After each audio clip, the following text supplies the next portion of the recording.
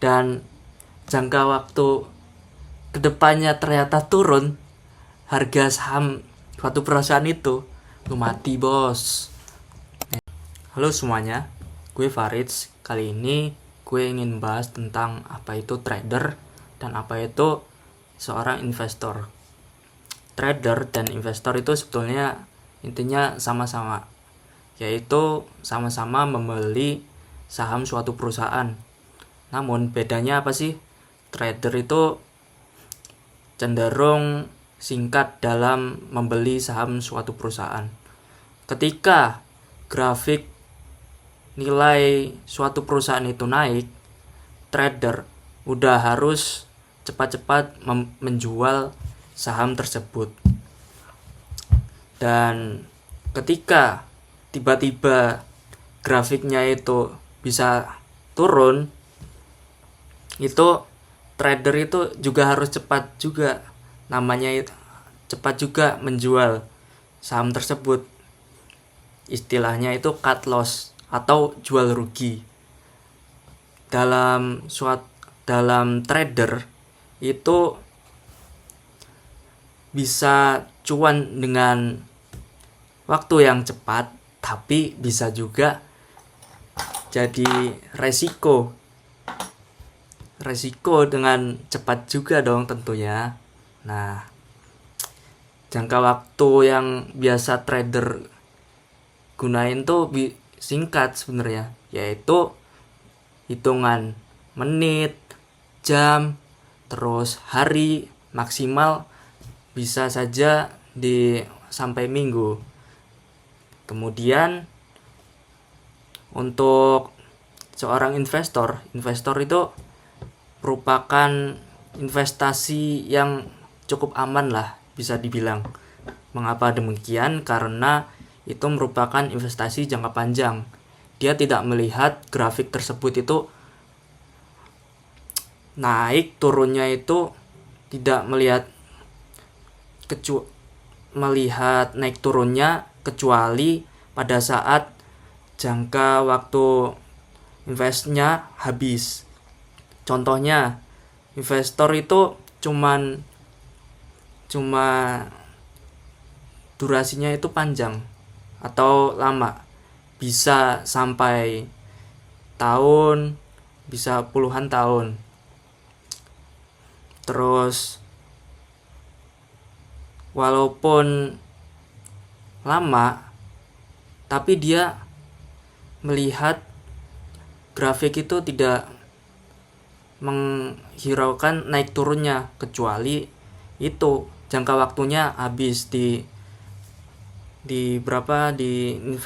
investor dia belinya. Nah, walau untuk itu contohnya sih gini, saya kasih contoh.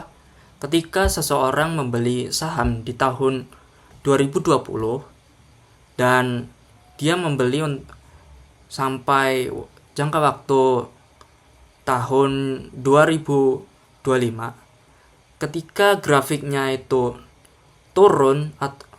bisa turun di tahun 2021 contohnya, karena ada COVID kah, ada inflasi, itu dia tidak menghiraukan karena durasi akhirnya itu tahun 2025.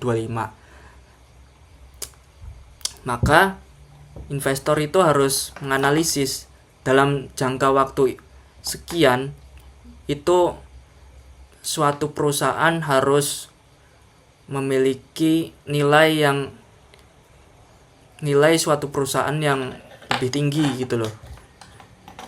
Dan dia itu tidak terfokus oleh chart atau grafiknya.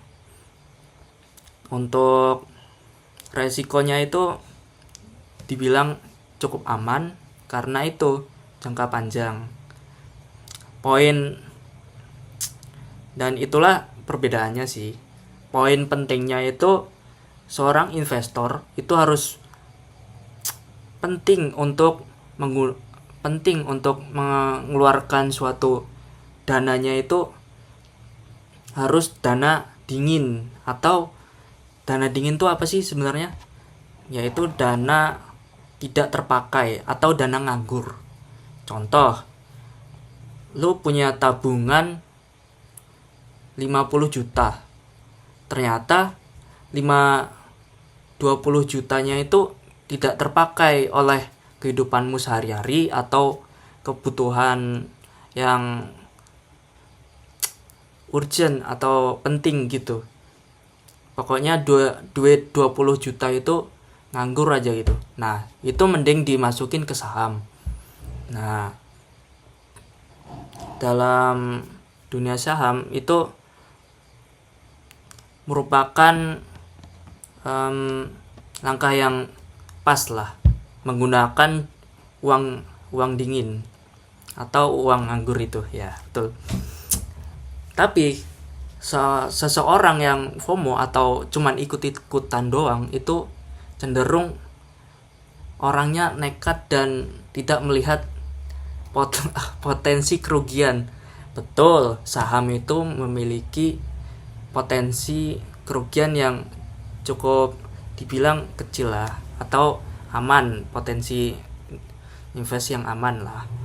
Tapi tidak menutup kemungkinan itu juga bisa membuat suatu saham yang kita beli itu juga merugi gitu. Jadi pentingnya menggunakan uang dingin yaitu untuk menghindari potensi-potensi kerugian dari saham tersebut.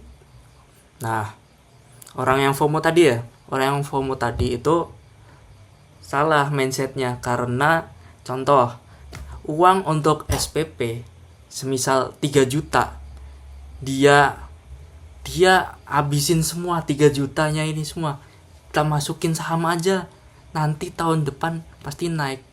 Tuh beda bos, lu 3 jutamu itu hilang dan jangka waktu kedepannya ternyata turun harga saham suatu perusahaan itu, lu mati bos.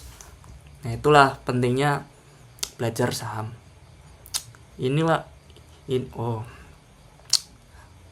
Kurasa itu aja dari gue. Saya akhiri, wassalamualaikum.